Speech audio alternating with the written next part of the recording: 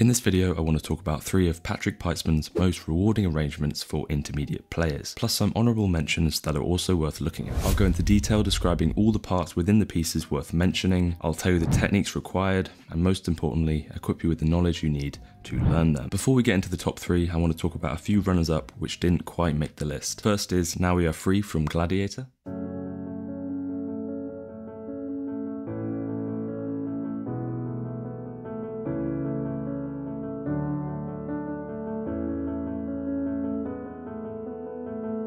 The arrangement mainly focuses on the emotion behind the music, as opposed to showcasing technical ability. It's an excellent piece for working on phrasing and getting comfortable with rubato, which is effectively playing on stolen time, or in other words, bending the time for expressive effect. The reason why it didn't make the top 3 is that it leans more towards emotion and feeling, as previously mentioned, and not so much in technique and actual raw skill. Next is Time from Inception by Hans Zimmer.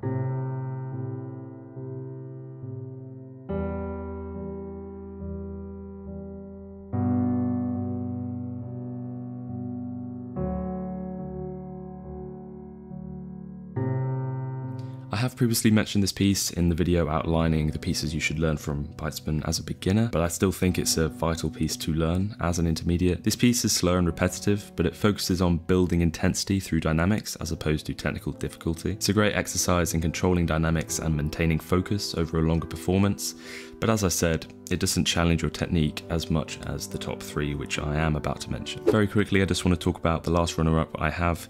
It is the Force theme from Star Wars. This arrangement is ideal for practicing fast transitions between tempo and dynamics. I have made a video attempting to learn this piece in as short of amount of time as possible, so if you do want to watch that and the progress video, I have both of them linked in the description below. Right, without further ado, let's get into number 3 spot. We have victory. Let's get into the technical analysis.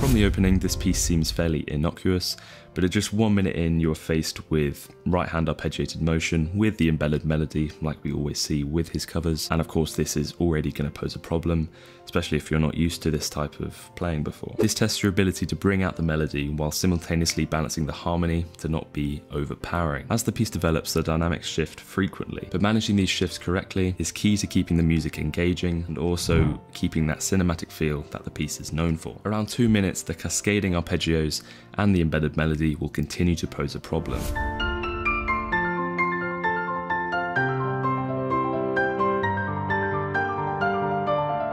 The constant intensity demands stamina and consistent accuracy, which is why it is a step up for intermediate players. At 3 minutes, there is a very difficult arpeggiated passage, which will require a considerable amount of accuracy and understanding in order to play. Another thing to note is that in order to make this section actually sound good in the first place, you also have to build the dynamics through each ascending sequence while also bringing out the upper notes. Without doing this, you're risking it sounding too muddy and congested, and all the harmony will just be lost with a sustaining pedal. The next piece we're going to be looking at is The Mandalorian from Star Wars.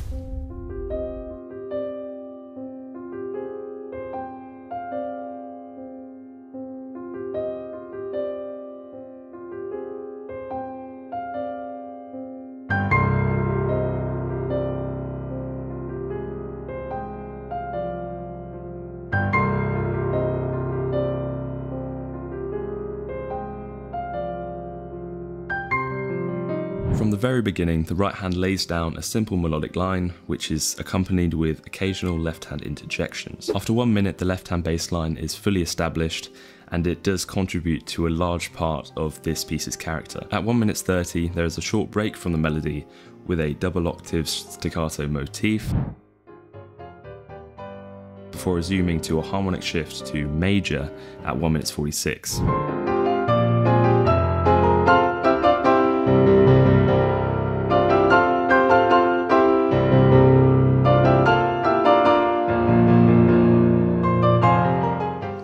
challenge is keeping the melody smooth and expressive while also maintaining the rhythmic pulse underneath. The next piece we're going to be looking at is called He's a Pirate from Pirates of the Caribbean.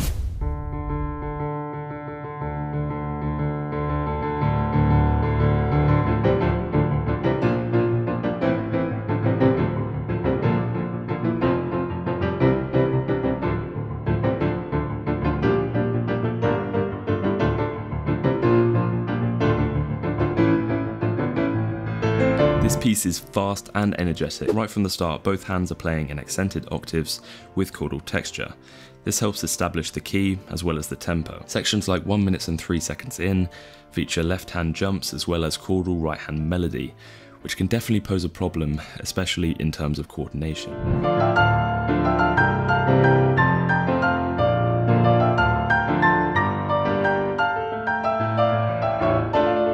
Furthermore, at 2 minutes 15, there are melodic runs which require clean, precise fingering, otherwise it can be very easy to mess it up. The goal is to maintain accuracy over a very long period while also maintaining tempo. Thank you for watching.